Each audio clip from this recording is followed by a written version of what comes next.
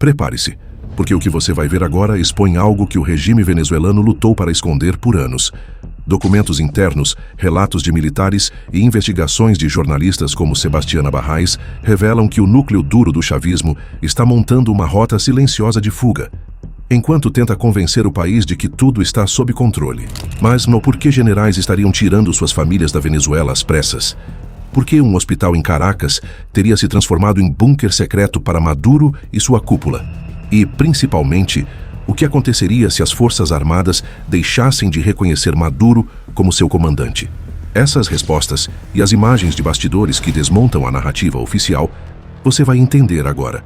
E atenção, alguns dos detalhes deste vídeo simplesmente não aparecem na imprensa tradicional, mas têm sido discutidos discretamente dentro do próprio alto comando militar venezuelano.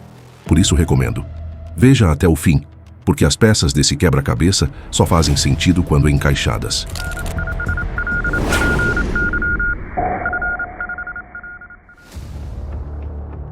Ninguém imaginava que o castelo de cartas do chavismo começaria a ruir justamente por dentro. Mas segundo a renomada jornalista investigativa Sebastiana Barrais, uma das vozes mais respeitadas quando o assunto são os bastidores militares da Venezuela, é exatamente isso que está acontecendo. Uma debandada silenciosa, calculada e cuidadosamente disfarçada pelos altos escalões do regime. E o mais impressionante é que tudo isso ocorre enquanto Nicolás Maduro ainda tenta sustentar um discurso de força, como se o país estivesse sob controle, quando, na verdade, o próprio círculo íntimo já prepara rotas de fuga. Nos últimos dias, circularam áudios internos de um general dizendo, com a maior tranquilidade, aqui não vai acontecer nada. Ele afirma que os americanos não se atreveriam a atacar, porque isso teria um custo político alto para Donald Trump.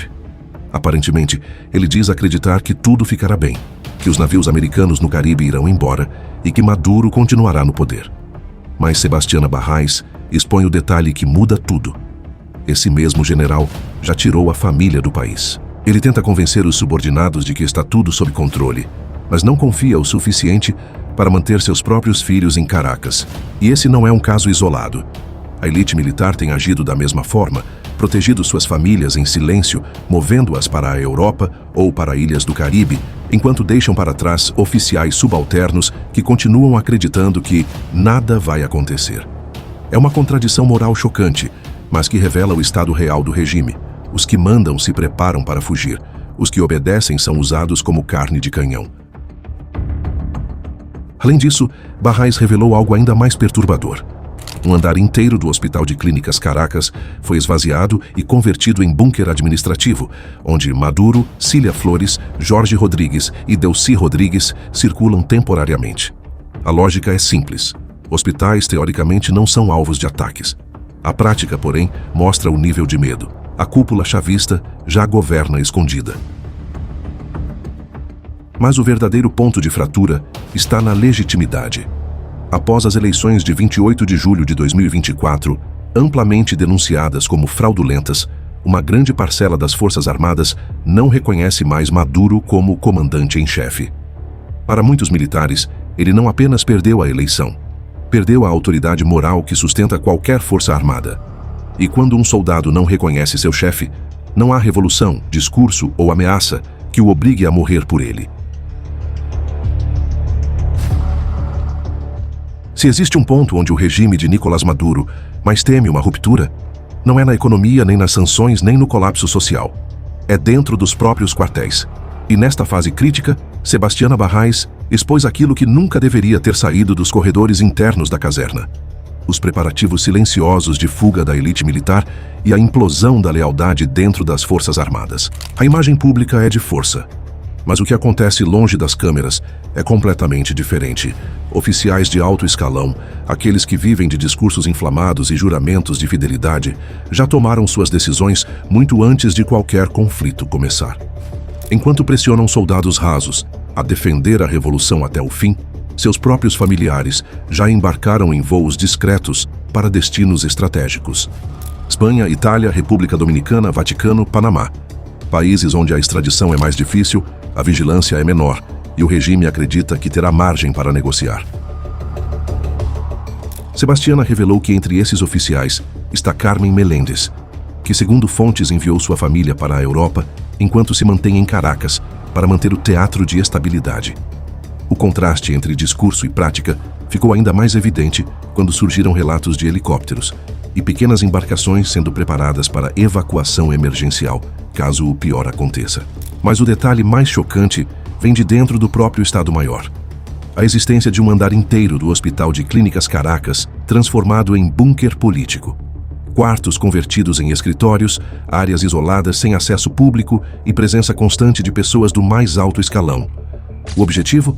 Usar a imunidade moral e jurídica de um hospital como escudo, estratégia típica de grupos que evitam ser alvos militares.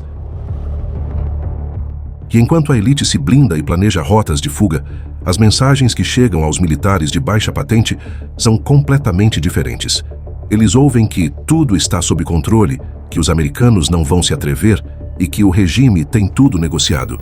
Aqui não vai acontecer nada, aqui não vai se passar nada. No final, nós vamos conseguir resistir e nada vai acontecer. E no fim das contas, eles vão levar os navios embora e Nicolás Maduro vai continuar no poder, porque já existem conversas com o governo dos Estados Unidos. Mas essas palavras não coincidem com os fatos. A mesma fonte que garantiu tranquilidade também já colocou esposa e filhos em aviões rumo ao exterior. A narrativa é para consumo interno. A realidade é outra. Esse contraste explodiu dentro da caserna, especialmente após um evento-chave: a fraude das eleições de 28 de julho de 2024. Para a população civil, foi mais um episódio revoltante. Para os militares, foi a ruptura final. O pacto tácito entre Maduro e as Forças Armadas, aquele que garantia a estabilidade em troca de obediência, foi quebrado. E quando o comandante em chefe perde legitimidade, cada ordem passa a ser vista como apenas isso: uma ordem de um político, não de um líder militar. A partir daí, muitos oficiais intermediários passaram a questionar: se Maduro não ganhou, por que devo obedecer? Se ele não é comandante legítimo, por que arriscar a vida? O efeito psicológico é devastador. Aqueles que antes temiam ser rotulados de golpistas, agora enxergam o oposto. Defender Maduro virou, paradoxalmente, o verdadeiro ato de insubordinação contra a Constituição. E o regime sabe disso. Aliás, teme isso mais do que teme qualquer porta-aviões americano no Caribe. E há um detalhe ainda maior. A divisão interna das Forças Armadas não é mais política, é moral. Os que estão profundamente envolvidos com o narcotráfico e com o cartel de Los Soles não têm escolha. Precisam lutar até o fim. Sabem que, se caírem, não existe acordo possível. São os mais perigosos, os mais desesperados e os mais dispostos à violência total. Mas eles são minoria. A maioria, formada por militares que apenas querem um futuro estável, uma carreira e uma instituição respeitada, não pretende morrer pela revolução. E não pretende proteger o pequeno grupo que transformou a Venezuela na base de operações de um cartel internacional. O resultado é claro. Pela primeira vez em muitos anos, o regime não tem a certeza de que suas ordens serão cumpridas. Aqui entra o ponto mais explosivo revelado por Sebastiana. Existe hoje um acordo tácito entre os militares de baixa patente, intermediários e até alguns oficiais de alto escalão. É quase um pacto não escrito. A maioria deles simplesmente não vai morrer por Maduro. Não vão virar escudo humano de ninguém. E mais importante, não reconhecem Maduro como o comandante em chefe. Esse ponto é gigantesco. E a explicação é simples. Após as eleições de 28 de julho de 2024, criou-se o maior racha interno desde o golpe fracassado de 2002. Os oficiais, mesmo aqueles que antes eram leais ao chavismo, passaram a reconhecer uma verdade incômoda: Maduro perdeu. E ao perder, perdeu também a autoridade militar. E é por isso que os bastidores estão tão caóticos. Aqui entra o ponto que realmente rompe qualquer narrativa de estabilidade: o aval de Vladimir Padrino Lopes. Quando Padrino, ministro da Defesa e figura fundamental da cúpula militar, permite que oficiais enviem suas famílias ao exterior, ele envia também uma mensagem indireta, porém claríssima: preparem-se para o pior. Eu não posso garantir nada. É por isso que, enquanto alguns generais discursam dizendo nada vai acontecer, suas atitudes revelam exatamente o contrário. O famoso áudio citado por Barraes tornou-se motivo de piada dentro da própria tropa. Nós vamos conseguir resistir e nada vai acontecer. Porque os soldados sabem que, enquanto ele falava isso, sua família já estava fora da Venezuela há semanas. E aqui está a virada decisiva da narrativa. O conflito de legitimidade atingiu o ponto irreversível. Quando os americanos declararam oficialmente o Cartel de Los Soles como organização terrorista estrangeira, eles não apenas ampliaram o cerco internacional contra Maduro. Eles deixaram claro para qualquer militar venezuelano que continuar ao lado dele significa carregar diretamente a responsabilidade criminal por terrorismo internacional. Para um oficial comum, aquele que ganha pouco, vive em base deteriorada e nunca participou de tráfico de drogas, isso é um divisor de águas. Ou ele se afasta do regime, ou então afunda com ele. E ninguém quer afundar por um presidente que, segundo a própria tropa, não ganhou eleição nenhuma. É por isso que a fidelidade militar desmorona tão rápido. A Venezuela de hoje vive entre a miséria e a incerteza. O salário mínimo, equivalente a poucos dólares, mal compra um pacote de arroz. Famílias sobrevivem com doações, remédios faltam, jovens fogem. E enquanto o país afunda, a elite se prepara para escapar. Enquanto o povo, não. Deixe sua opinião nos comentários. Queremos saber o que você pensa.